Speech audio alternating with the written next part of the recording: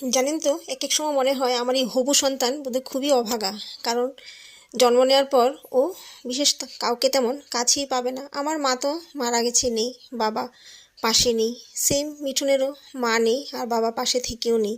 কারণ দাদু ঠাকুমা আর দিদা দাদুই হলো এরকম চারজন লোক যারা তাদের নাতিপুতিকে সবচেয়ে বেশি ভালোবাসে। কারণ আসলের চেয়ে নাকি সুদের মায়া অনেক বেশি থাকে।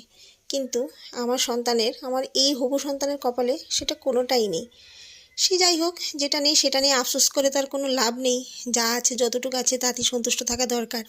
আর এই পৃথিবীতে মা বাবাই এরকম, যারা নিঃস্বার্থভাবে সন্তানদেরকে ভালোবাসে, তাদের লালন পালন করে। তো আমরা মা বাবা হিসেবে যতটুকু সম্ভব অবশ্যই আমাদের সন্তানকে দেওয়ার চেষ্টা করব, তাতে কোনো ত্রুটি রাখবো না। কিন্তু জানি না আমরা কতটুকু কী করতে পারবো।